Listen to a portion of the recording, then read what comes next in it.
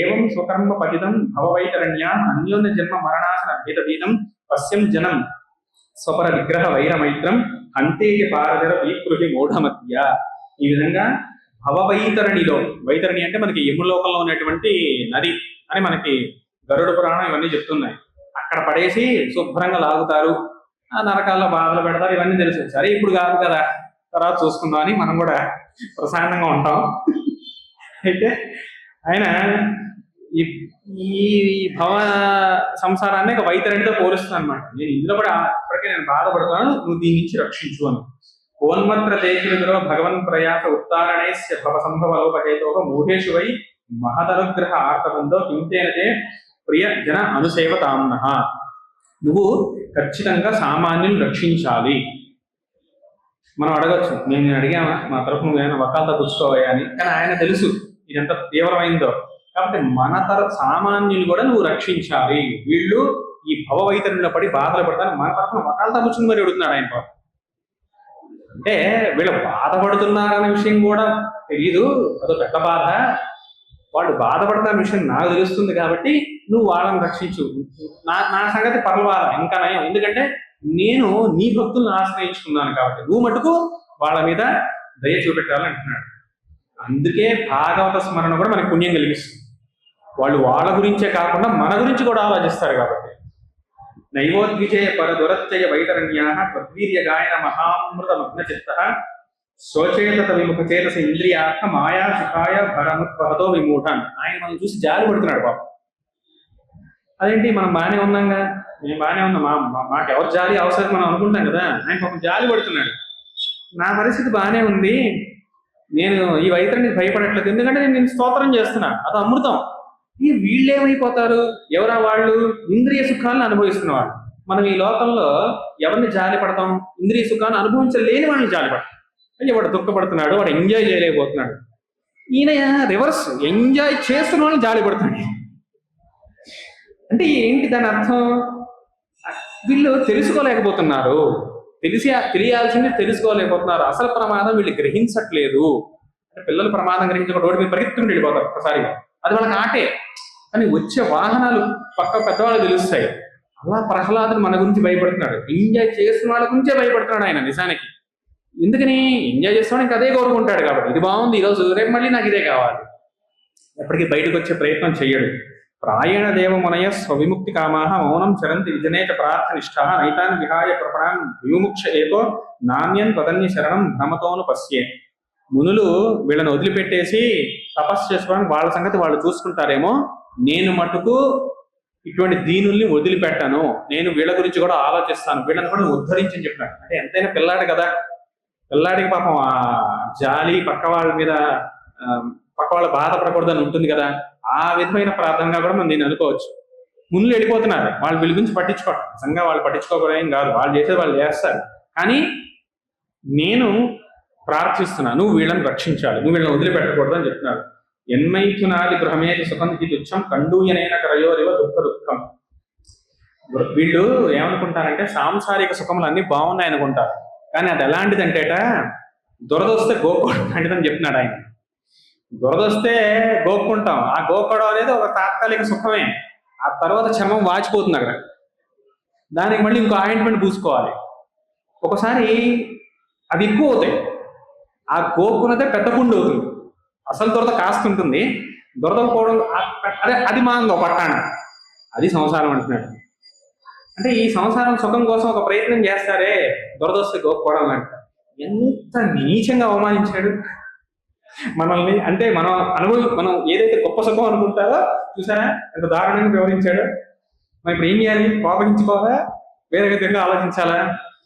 కండూయనం ఆయన వాడిన పదం, దురద వస్తే గోక్కోవడం లాంటిదా ఈ సుఖాలు అనుభవిస్తాం కదా. దాన్ని ఏమంటారు, వాసనలు ఇంకా బలపడతాయి, ఇంకా సంసారం పెరుగుతుంది, అది ఆ పుండు ఇంకా ఎక్కువ అవడం. అందుకని ఈ డేంజర్ అంటాడు. అందుకనే దురదొస్తే గోకోకుండా కొంతమంది నిగ్రహించుకోవడం ఎంత గొప్పదో, కామాన్ని తీర్చుకోగలిగే శక్తి ఉన్నా వాటిని నిగ్రహించుకోవడం మంచిదని చెప్తున్నాడు. మౌనవ్రత శృత తపోధ్యయన స్వధర్మ వ్యాఖ్యా రహోచప సమాధయ ఆపవర్గ్యా ప్రాయ పరం పురుషతే త్వజేవ జితేంద్రియాణం వార్తా భవంత్యుత నవ దాంభికాన. కొంతమంది సాధనలు చేసేది కనిపిస్తారు కానీ వాళ్ళు ఆ సాధనలు నిజంగా చేశారా లేదా అనేది ఒకటే కొలమానంట. ఆయన చెప్తుంది ఇంద్రియ నిగ్రహం ఉంటే వాళ్ళు నిజంగా సాధన చేసినట్టు, ఇంద్రియ నిగ్రహం లేకపోతే వాడు ఏం సాధన చేసినా అవన్నీ డాంబికములే అంటున్నాడు. అంటే ఇంద్రియ నిగ్రహం చాలా ప్రధానము. అప్పుడే కదా సుఖం కోసం వెంపర్లాడింది, ఇంద్రియాన్ని సుఖపెట్టడం కోసం కదా వెంపర్లాడేది. మౌనవ్రతం చేస్తారు, వేదాధ్యయనాలు చేస్తారు, తపస్సు చేస్తారు, స్వధర్మము, వ్యాఖ్యానము, రహస్సు, ఏకాంతికత్వం, ఇవన్నీ చేస్తారు, బాగానే ఉంది. ఇవి వాళ్ళు నిజంగా చేస్తున్నారా, డాంబికంగా చేస్తున్నారా? దానికి ఏంటి కొలమానం? ఒకటి నిజమైన సాధకుడు మనకు తెలియాలి, మనం కూడా అనుకుంటాం కదా. ఈ రోజుల్లో అందరు పేర్లు పెట్టేసుకుని బయట వేషభూషాలు చేసి అందరు గొప్ప, ఎవరు గొప్పవాడో ఎవరు నిజంగా డాంబికుడు తెలియట్లా. ఒకటే కొలమానం, వాడికి ఇంద్రియ నిగ్రహం ఉందా లేదా? వాడు ఇంద్రియ నిగ్రహం అంటూ ఉంటే వాడు గొప్పవాడు, లేదంటే లేదు. కాబట్టి ఇంద్రియ నిగ్రహం కంపల్సరీ. ఏదైతే అత్యంత కష్టం అనుకుంటామో అది కంపల్సరీ, అది ఉండాలి. అది అది ఉంటేనే ఒక కామ అయినా పడుతుంది సంసారానికి, లేదంటే ఇది ఆగదు. ఆ సుఖం పోతూనే ఉంటుంది. రూపే ఇమే సరసతి తపవేద సృష్టే బీజాంకురావివ నాన్యత రూపకస్య యుక్తా సమక్షం ఉభయత్ర విచిన్వదేత్వాం యోగే వంహి ఇవ దార్సు నాణ్యతస్య. ఇందాక చెప్పినట్టుగా కార్యకారణములకు మూలమైనటువంటి నిన్ను యోగులు తమ యొక్క సాధన చేత కారణమునందు కార్యమునందు కూడా నువ్వే ఉన్నావు అని తెలుసుకుంటారు. ఎలాగంటే కట్టెలో వన్హి ఉన్నట్లు. కట్టెలో వన్హి ఉందా అంటే బయటికి కనబడదు. దానిలో నిప్పు ఎప్పుడు బయటపడుతుంది? అది ఇంకో కట్టెతో రాసుకున్నప్పుడు లేదా ఆ కట్టెని వెలిగించినప్పుడు. కట్టెలో వన్హి ఉంది కాబట్టి అది ఇంధనంగా ఉపయోగపడుతుంది, లేదంటే అది ఇంధనంగా ఉపయోగపడదు, చివరికి బూడిద మిగులుతుంది అంతా అయిపోయిన తర్వాత. అంటే అందులో ఉంది అన్నమాట. అలా కానీ ఎప్పుడు తెలుస్తుంది? ఆ కట్టెని వెలిగించేటువంటి సాధనం. అలా సాధన చేస్తేనే తెలుస్తుంటా ఏమని, కార్యంలో కారణం ఉంది అని. అంటే లోకంలో భగవంతుడు ఉన్నాడని తెలియడానికి సాధన చెయ్యాలి. ఏదో మనకేదో ఊహ అలా ఫ్లాష్ వచ్చేసినట్లుగానో, పడుకుంటే కల వచ్చేసినట్లుగానే భగవంతుడు తెలిసిపోడు. ఇగో ఈ జగత్తులో నేను ఉన్నానయ్యా అని వచ్చి అటెండెన్స్ చేయించుకోవాల్సిన అవసరం లేదు. సాధన చేయాలి, అప్పుడు తెలుస్తుంది ఆయన ఉన్నాడని తెలుస్తుంది. కనీసం వం వాయురగ్ని అపనిర్ వియదంబు మాత్రా ప్రాణేంద్రియాణి హృదయం చిదనుగ్రహశ్చ సర్వం త్వమేవ సగుణో విగుణశ్చ భూమన్ నాణ్యత్వదన్యశ్చపి మనో వచసా నిరుక్తం. ఈ పంచభూతాలు, వాటి యొక్క గుణాలు, ఇవన్నీ కూడా నువ్వే అని చెప్తున్నాడు. చెప్తూ ఇంకా 2 శ్లోకాల్లో ఆయన స్తోత్రాన్ని విరమిస్తున్నాడు అనమాట.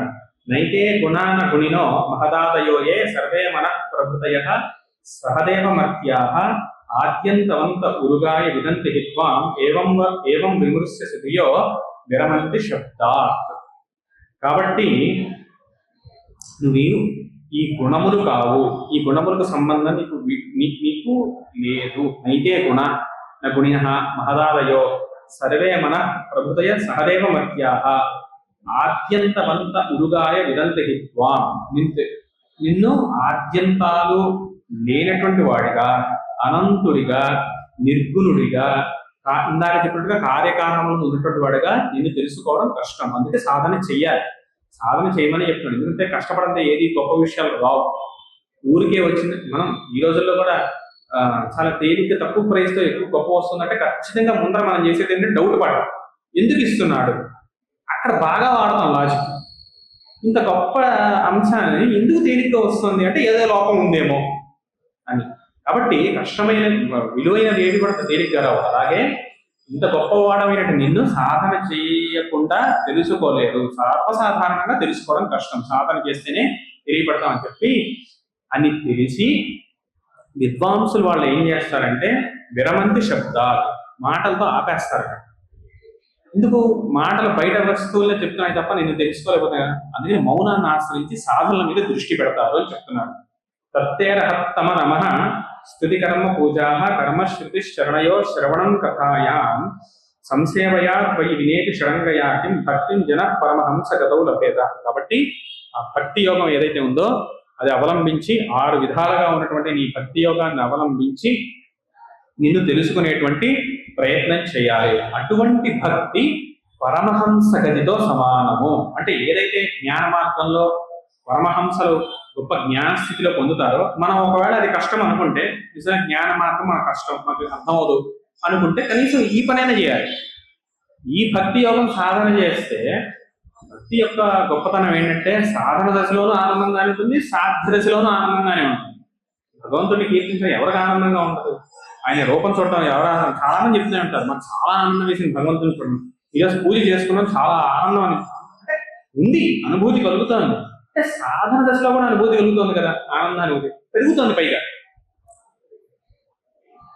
10 ఏళ్ళ నుంచి భక్తి సాధన చేస్తున్నాను, నాకు తగ్గిపోయి వచ్చిందని ఎవరు అన్నారు, సర్వసాధారణంగా ఎవరు అన్నారు, పెరిగిందని అనుకుంటారు, పెరుగుతుంది కూడా.